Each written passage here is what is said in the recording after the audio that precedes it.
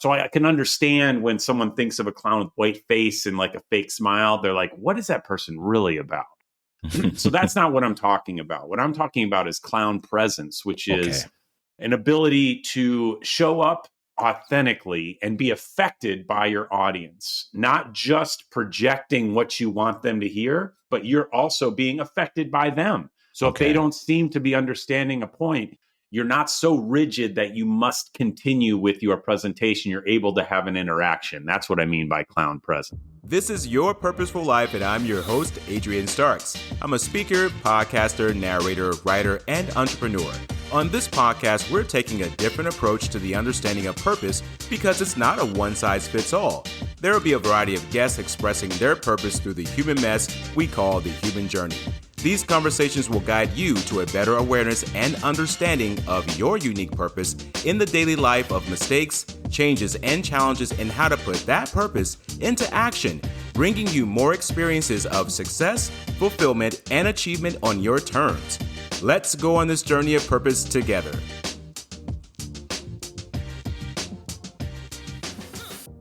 Welcome, everyone, back to the Your Purposeful Life podcast. I'm your host, Adrian Starks, and it is here where we are changing the conversation around purpose, and we want to help you shape your purpose your way. Today, I would like to welcome on our special guest, Don Colliver, to the podcast and community. Don, how are you doing today, my friend? I'm great. How are you doing, Adrian?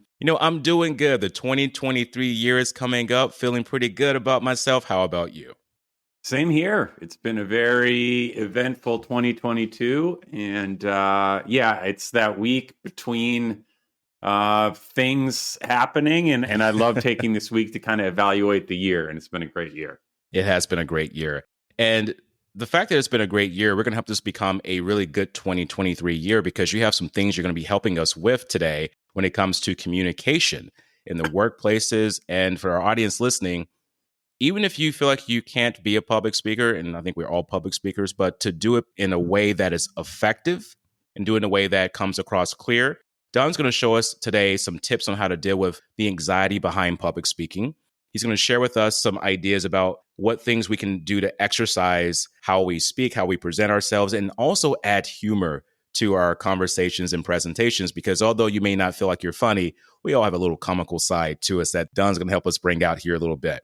But speaking of Don is a former Blue Man and professional clown turned communicator, trainer, and pro speaker.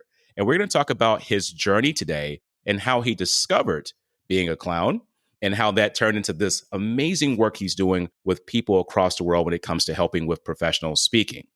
Now, I want to give you a special note here about public speaking. And once I said this before, when you become an effective communicator, it's not only good for your business and the people you work with, it's also good for your relationships. So I don't want you to be discouraged and say, well, I don't want to speak professionally.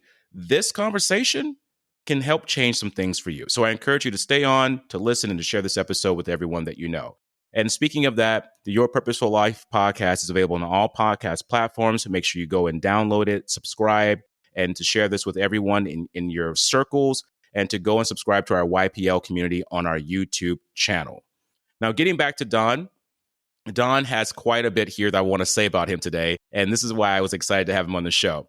Don Colliver teaches popular public speaking courses internally at Google and around the world. He leads improv, clown, and sketch comedy classes for the Berkeley Rep School of Theater and speaks professionally for Fortune 500 companies, including Adobe, Cisco, and Medtronic.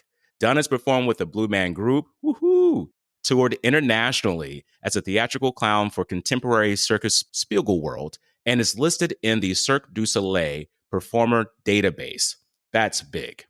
Don's mission is to help every communicator profoundly impact their audience through the power of authenticity, listening, and play, the secrets of a clown. He recently released a #1 best-selling Amazon book entitled Wink, Transforming Public Speaking with Clown Presence. Don, welcome to the show today, my friend. Adrian, thank you for that genius introduction.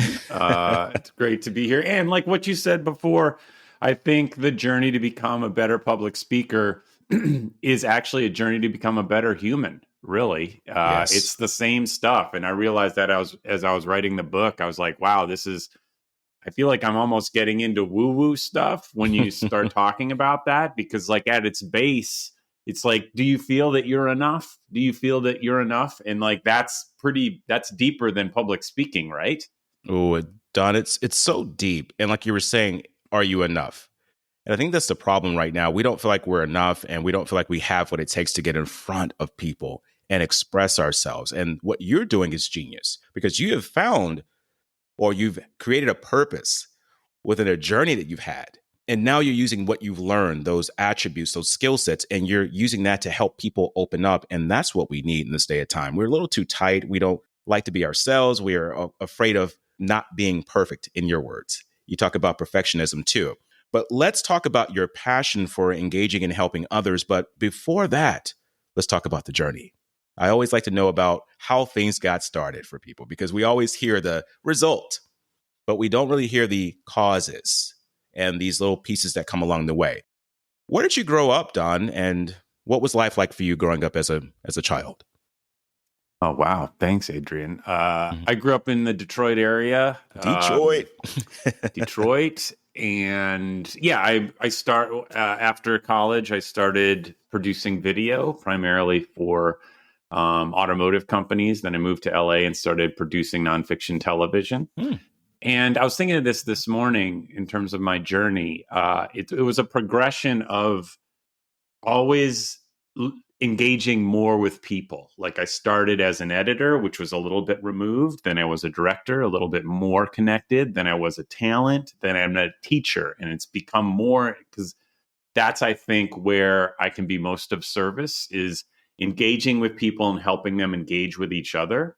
But it was a journey. I had to uncover that as I went along. And it wasn't an easy journey either.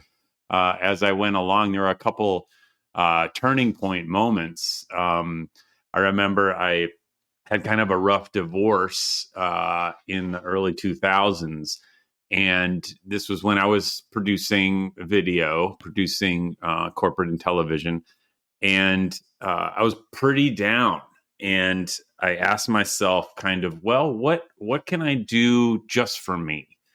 And it was a question that I wasn't really familiar with, because I come up to that point.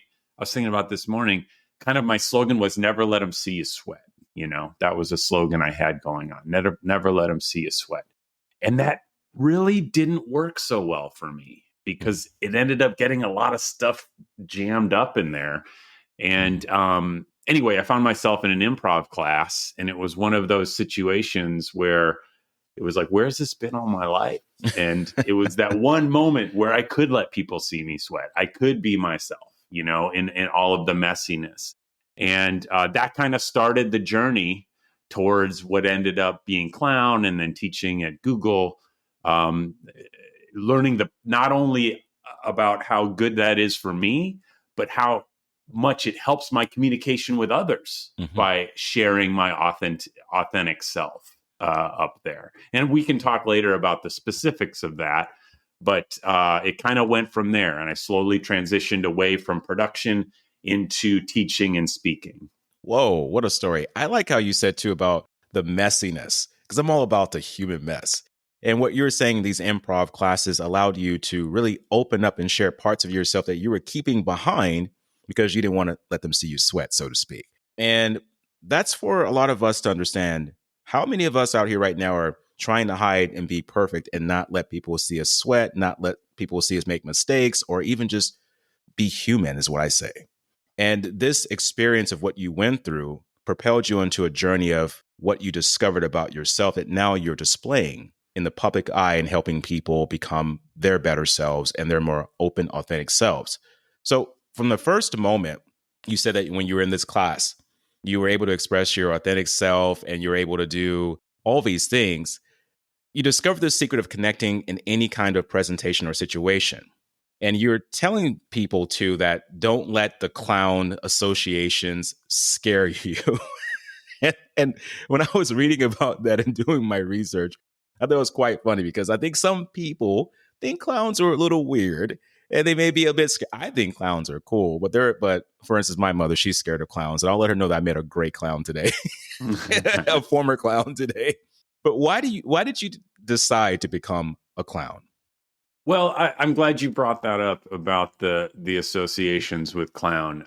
And I'm agree. Like many clowns creep me out. There's Pennywise from It, and when I was a kid, I just watched like part 2 of that actually. ooh, it's scary. I love those films, but very It's scary. great, yeah. When I was a kid, I think Chuck E. Cheese, they used to have not just the animatronics, it also used to have humans in Oh full yeah, outfits that would I totter remember around. that. And those things would scare the hell out of me. Like, because I'll tell you why. I couldn't see their face. I couldn't see really what that person what they were feeling. Mhm. And so I can understand when someone thinks of a clown with white face and like a fake smile, they're like, what is that person really about? So that's not what I'm talking about. What I'm talking about is clown presence, which Okay. is an ability to show up authentically and be affected by your audience, not just projecting what you want them to hear, but you're also being affected by them. So if they Okay. don't seem to be understanding a point, you're able to pivot and start to explain that point more or ask for their opinion, or you're not so rigid that you must continue with your presentation. You're able to have an interaction. That's what I mean by clown presence. Okay, I like that because that's great clarity. Thank you for bringing that up because I think when people think of clown, they think of just being silly, being funny, being all over the place, and just carefree. And that's some of the attributes of being a clown. And I would say just being comfortable being yourself now that I'm getting this conversation with you because I'm learning now that a clown actually displays to us what we are hiding inside. And the clown is just able to share it because they feel good about themselves. They have that self esteem and confidence. So this idea of being a clown, but also using the attributes of what you've learned from the process of being a clown to teach people is incredible. But let me ask you a question about this process of the journey. Was it all laughter or were there any challenges that you faced as being a clown? Oh yeah. So there was kind of a moment of truth. I'll never forget. There's a show on HGTV called House Hunters. It's like it's a monolith. It keeps Uh-huh. going and going. So I wrote for that show for 10 years. And that means I was what they call a story editor. So I would like watch the footage and put it in order, kind of like an editor. And as I was doing more clown stuff, I started trying to split my time. And so I was driving around LA and like still going to the office and I got fired. I got fired from that job. And I'd never been fired What? before. I'm a hard worker. And it was rough, but it was kind of a turning point. So I was like, okay, now I'm doing this thing that I'm not really into anymore. Here's this thing that I am into, but I don't really see how I'm going to make money at it. But it was a moment of like, you know what? The universe is telling me something. At the time, I had great support, which is one of my tips on in terms of just that journey of feeling like enough, where I don't need to be validated by my audience. I'm able to be of Right. service to them in a clean way. Not like, do you like me? But like, here, let me give this to you. If you can take it, great. If not, we're still cool. Mhm. I had a great spiritual community, and I don't subscribe to any one particular one or push any kind of spiritual community, but I do encourage some kind of spiritual development in folks, because what it does is it gives you an ability to kind of step outside yourself, observe yourself, see how you're doing without being all in your own emotions. And so that's what I got. And I also had a great support system. So I was able to transition out of that job and start pursuing clown work specifically. So that was kind of a tough moment. And I'm glad that you shared this with us because when people think of clowns, or a lot of people, they'll probably think of, oh, they're just having a great time, having fun, and there's no worries. And I wanted to share the light of also the challenges of what it is to be as you are, and these unexpected changes that come up in this journey, like you getting fired. No one expects that to happen, but it happens, and it happens to a lot of us. And when it does, what do you do about it? How do you find yourself within that moment in time, and then not just find the light at the end of the tunnel, but notice that there is one still there. A lot of people just turn their head and they're like, oh, there's no light, it's over. But you find that purpose within the tunnel. So you did Blue Man as well. And how long were you a Blue Man? And did this have an impact also on your presentation skills? Excuse me. Well, Blue Man, I consider is absolutely a version of clown. Okay. And I was kind of doing it all simultaneously. Blue Man is a very rigorous training process. I was in drum school for about a year. Because you need to be a very fast drummer to be in Blue Man. And then there was like a few months I was actually in New York working with those folks. But I was splitting the time because I was also on the North American tour of the Spiegel World show called Empire. And I was the host clown for like an 800 person in the round tent every night. And they would do circ acts in the center. And that was more, I was interacting with the audience. I was engaging with them. I was doing acts and things. Whereas Blue Man is, of course, you're silent. You need to, here's the interesting thing, just to get nerdy on clown stuff. So Blue Man, you need to become completely neutral because each of those beings looks exactly like the other ones, right? In fact, in a show, they sometimes switch out performers mid-show and the audience doesn't even know it because they are so neutral. They move their shoulders the same. They walk the same. And my challenge is I'm just a weirdo. Like I move weird. I have long, lanky arms. And it was a lot easier for me to be a clown as like my own version of a character than to fit myself into that box of a Blue Man. So I actually had more fun when I was being this host character because I could be myself and improvise a little bit more. Wow. And I like how you said too, they switched out because a lot of people, when they see the Blue Man, they don't notice that. It's like, oh yeah, there's a totally different person here, but they're doing the same movements. And keeping your identity within that is what I'm learning from you right now, Don, is that although you all look the same, you still had something different about you that was different from the next person that allowed you to shine a different way. And that's what I can see now that you're bringing to us, showing us that although we may be similar, there's something about us that we can stand out from. And you're going to help us with that. And that's amazing. And rolling into helping, let's talk about the two fears that people have the most when it comes to life. They fear death and they fear public speaking. Out of all the things. Now, the death I can understand. The public speaking is a little bit different. And so you talk about helping people relieve stage fright. But what I also want to know about you is why do you think public speaking is such a big concern and fear for people these days, or has been? Oh, gosh. Well, it's such a perfect, it's like a boiling down of all of our fears of being judged in one perfect moment. It's judged. Like, how can I be judged by as many people at one time in the shortest amount of time possible? Well, why don't I get up and give a 5-minute speech in front of 30 people when they all can judge me? And there's no way I can shift off the attention. All the attention's on me.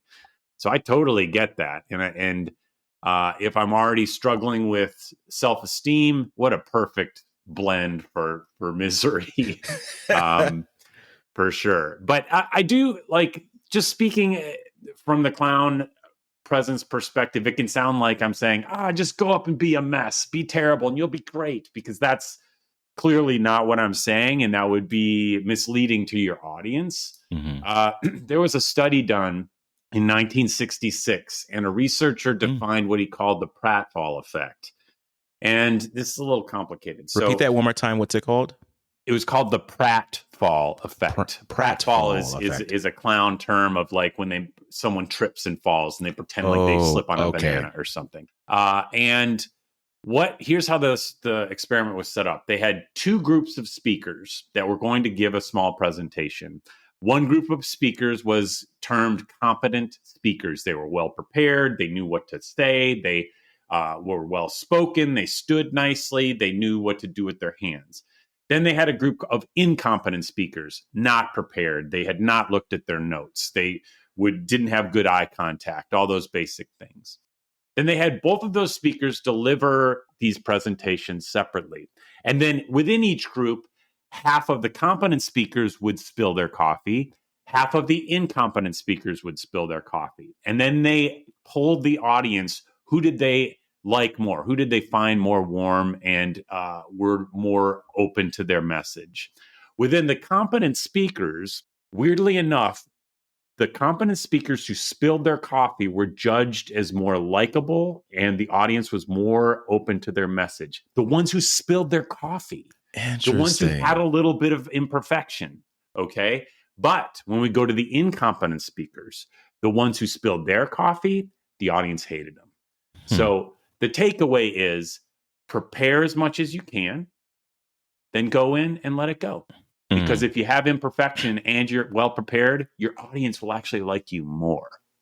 That is powerful. So that study was done in 1966? 1966, and the guy's name was Aronson, Aronson, if anybody wants to look yeah, it I'll up. put it in the show notes here for all my curious researchers out there. If you're like me, you're like, I'm going to go and read that article. It reminds me of when I did a talk back in 2018, and I had prepared for 5 months for this talk. It was a TEDx style talk. Cool. And I was backstage getting my lavalier mic put on. I was ready. I was like the second speaker. I was 2 speakers behind the speaker that was on stage. So I thought I had plenty of time. And I'm getting there and they're putting everything on. They're doing a little bit of the makeup, etc. And all of a sudden, the producer says, and now we welcome Adrian Starks to the stage. Oh my gosh. And I'm back behind the stage. I'm on the opposite end of where I should be, entering. And then the technician on the opposite side yells at me. And he says, Adrian, you have to go. And it was like slow motion, like, and I was like, oh my goodness. So they threw on my mic and I had to run across that backstage. No one saw me running. And then you just hear the audience clapping. And there was this moment of like awkward clap. Like, is he going to come out here or did he fall down stage? Did he pass out? And I turned the corner, finally composed myself. And then I shake the producer's hand. He whispers, he goes, I'm so sorry. I called your name out. And I whispered to him, I said, that's okay. My talk is about changes and challenges. So I have to live up to that word. And I got out there. And the first thing I said was, well, I'm glad I made it to the stage. And everyone was like laughing, because I had to break that ice a little bit. And it was that part where at that point, the audience, they were in. Because that opening moment of just taking that moment and saying, okay, I know this was awkward, but I'm here. And then I went into my talk. And this reminds me what you were saying, this imperfection and opening up and being real with the audience, which leads me to my next question, because here's the thing. I don't consider myself a very funny person. I'm humorous, but there are characteristics of us that allow us to be more funny. And for the people that are nervous, like, what do you recommend for the nervous speakers, the people that are in those moments where they're on stage possibly, right? They're in that time like we talked about, something happens. What would you recommend for them? Should they start off saying something funny or try to be funny, or should they just stay in their lane and just be natural and go with the flow? What should they do? Oh, man. Well, I'm going to parse that into two. I heard 2 questions. First, if someone is presenting and something goes awry, I think what a great story that you gave about acknowledging what happened and using it as a way to connect to the audience. That's actually the gist of the whole book. And which is Wink, right? Wink. What's that? Your book. Yes, Wink. The book. Yes. Wink. Correct. And your audience could take away the acronym ATM. First, acknowledge that something's going on. Like, for example, if your PowerPoint goes down. So, my PowerPoint's out. Simply acknowledge it. Because I don't know if you've ever been in a presentation where there's like some kind of a noise or a car alarm going off, and the presenter they're just keeping going without it. And everybody's like, is he going to say something? Like this, it's driving me crazy. But the moment the person says, wow, that's an annoying car alarm. Anyway, everybody can kind of let it go. So first, acknowledge it. Secondly, take responsibility, just like you did. Even if it's not your fault, even if it's the tech table in the back, they go, PowerPoint's down. My mistake. Just take responsibility. The audience doesn't care whose fault it is. Just take it on yourself. And the tech people will love you. And then exactly. AT and M, move on. Like, just like Ooh. you did, you mentioned it took you a sec to get to the stage. Boom, you just chugged right into your presentation uh, without dwelling on the issue. So that's kind of the first level. But if you want to go to the ninja level, it's ATC. So acknowledge, take responsibility, and then see if you can connect it to your talk. Ooh, Like yeah, that's a Adrian, good in one. your presentation, maybe as you were moving through, what was it called? Changes and something. What was the name of your talk? Changes and challenges. It was Changes called, and I think it was challenges. just called, yeah, I think the original title was How to Be a Champion of Change, but I'm just going to say Changes and Challenges. Changes and challenges is if there was a moment you were talking about challenges later in your talk, you could be like, when I walked into the stage today, you could connect actually what happened to your message of your talk. When I see presenters do that, I'm like, oh, they're like, they know exactly what's going on. It's like they got like matrix vision. They can see, oh, I can weave this into my story. That's the top level, being able to weave in those imperfections into your talk. Love it. Yeah, just like right now, before we started, my power went out. And Exactly. we communicated via email, and then we got back on and did this. And once again, you're talking about imperfection, right? Not knowing what's going to happen and moving with the flow. I like ATM.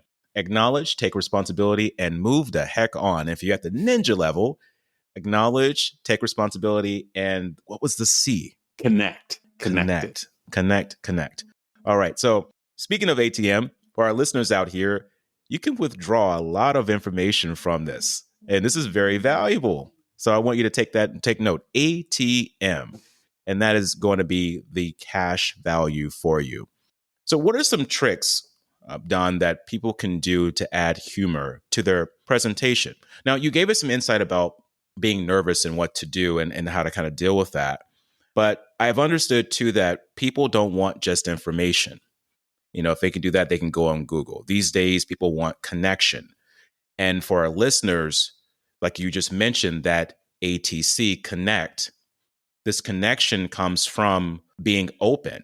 For a person that's not funny, or they don't think they're funny, or they don't think they have jokes. I think that's the problem too. They think they have to have jokes. What can they do to add humor to their presentation? Yeah. Thanks for saying having to add jokes. I don't do that. People don't worry about it. Tell a joke Uh, today. yeah. I mean, if that's your thing and you want to work on your tight 5 stand-up set, that's great. Like, go to some open mics. That's awesome. But at your quarterly status update, not your time to work on your jokes. Primarily because it feels like the low-hanging fruit in those kind of situations is to either make fun of your audience or make fun of something your audience cares about, and which is absolutely a no-no ever in presentations. Never do that. It's a great way to immediately alienate an audience. If you need to tell a joke, the only safe place is to make fun of yourself, and that's like a common trope. But even that can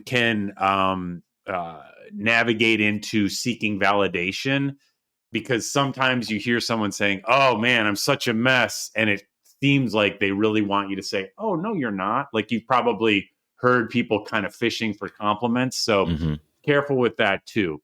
Um, I think in terms of humor, the classic structure of humor is setting up a pattern and then surprisingly breaking the pattern. That's basically what a joke is. In Groucho Marx's has a classic line in, I think it's I don't remember what movie, but last night I shot an elephant in my pajamas. How he got in my pajamas, I'll never know. So he shot an elephant. We all think, oh yeah, Groucho's in his pajamas. Then we realize, oh no, the elephant's in his pajamas. So we think something is going one way, then we subvert that expectation. So Okay. the quickest way for a person to do this, if you must write some kind of a laugh line, and it'll be more of a smile line, frankly, you can use something called the rule of 3, Okay. meaning you set up a pattern with your first 2 points of a list, and then on the third point of a list, you exaggerate that pattern in a ridiculous way. So, for example, if I'm saying, I love sweets, I love Mars bars, I like M&Ms, and sometimes I'll eat a 2-pound bag of sugar. So not hilarious, but it's people like, oh, I'm supposed to laugh. This is a joke. He exaggerated. He made fun of himself. So that's the easiest way to do if you need to put in some kind of a joke at your office. Another way I've heard is if there are any acronyms at your work, like, the CDG effect. And then you can say something, you can make up funny actual words for that acronym. Some people don't know CDG actually means crucial, devastating. I don't know. I made that up off the top of my head, but you can make up silly acronyms for like jargony acronyms at your work too. That's another funny thing you can do. Okay. And this is also part of the way that they can better engage with the audience is adding a little bit of humor or a little bit of, I would say, let's go back to what you were saying about spatial awareness, knowing what's going on in the room. Saying that, oh, that's an annoying car alarm there that's going on, or, oh, they walked out really fast. I hope they liked my presentation. It's some things you can say that can kind of get people open. And what I find is that we learn in a couple of ways that was always the case for us, even during the Neanderthal period. We learn by emotion. Before we could even speak, before this front part of our brain grew and took us out of the bottom pole of the food chain and removed us from the wild, we communicated through just grunting, through yelling, through screaming, through being happy with our facial expressions.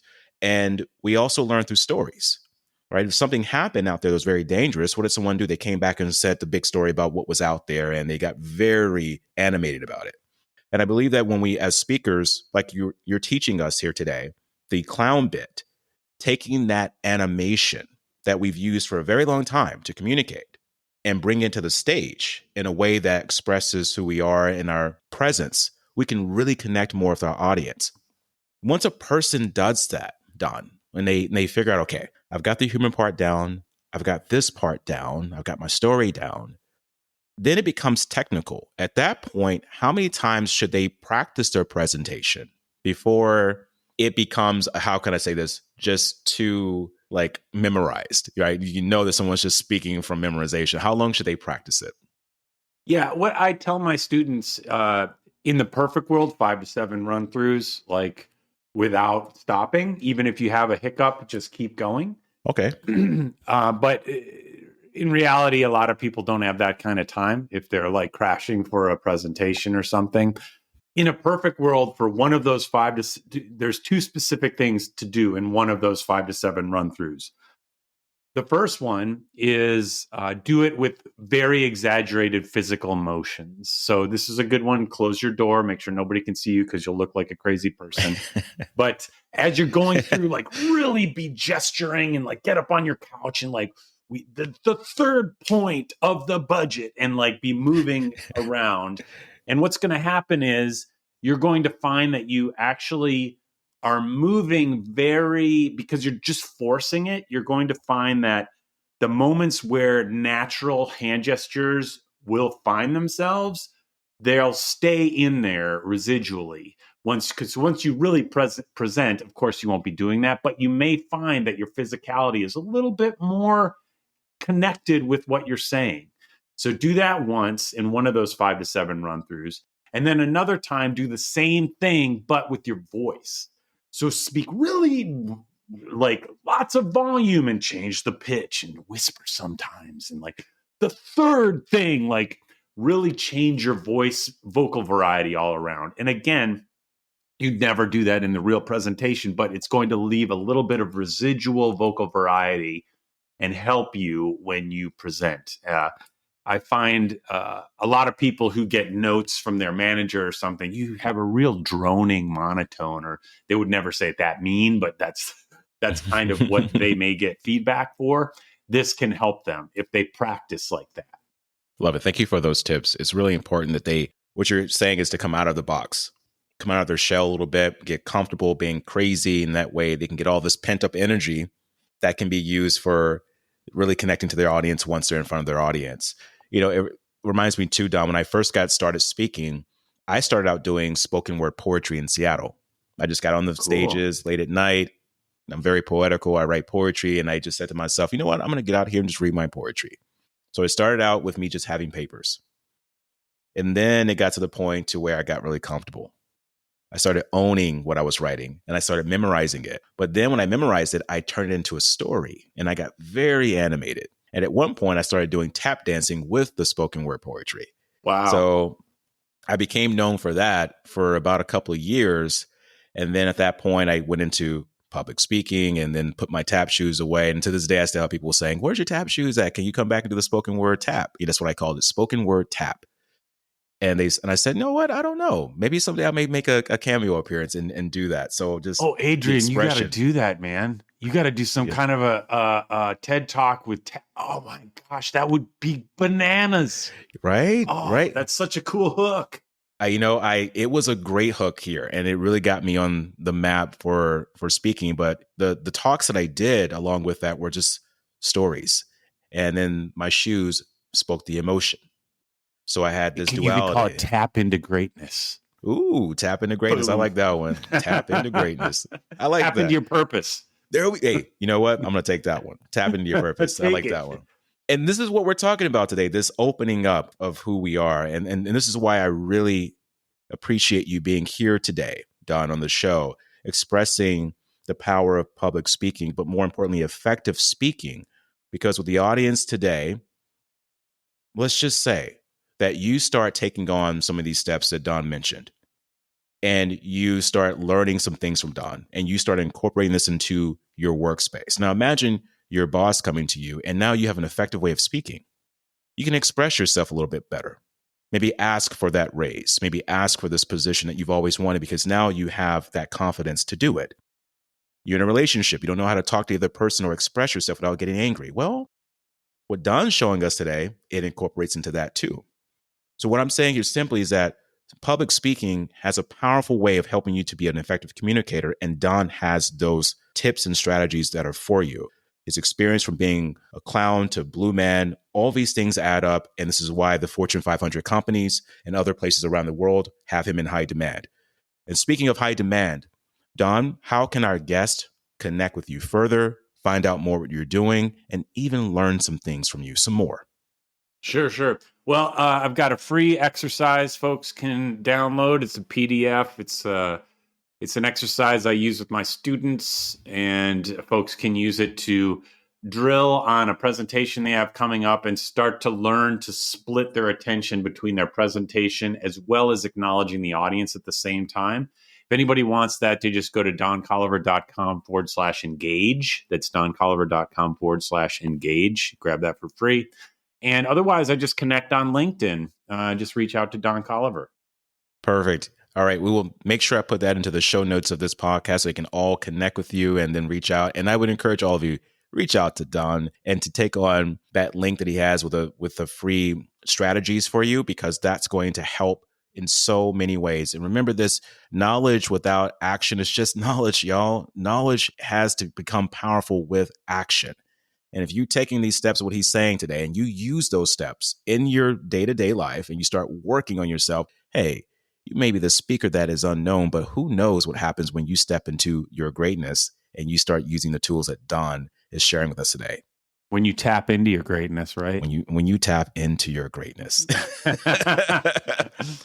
Don, this is amazing, my friend. And I have one more question for you that I ask all my guests. Great. What does it mean to you to live a purposeful life? Oh, man. I feel like I've shifted through a lot of purposes without being conscious of it. Like I gotta make money. I gotta impress people. And the only clean purpose for me is being of service. That's the only one where I can go to bed and sleep soundly. And really keep an eye on my motives of like, am I doing this to be of service, or do I have some kind of like reason for doing it? Well said. To be of service is how you're living your purposeful life. And I would definitely agree with that, Don. You've been absolutely wonderful today. We have to do this again and have another conversation because I really enjoyed it, my friend. Me too. This is a blast. Thank you for listening to Your Purposeful Life today, and I'm your host, Adrian Starks. Download this podcast on any platform of your choice by going to our website, yourpurposeful.life. Join me on my social media channels and be a part of the Your Purposeful Life community. Subscribe to our YouTube channel and hit that like button with a purpose. Let's help you shape your purpose your way.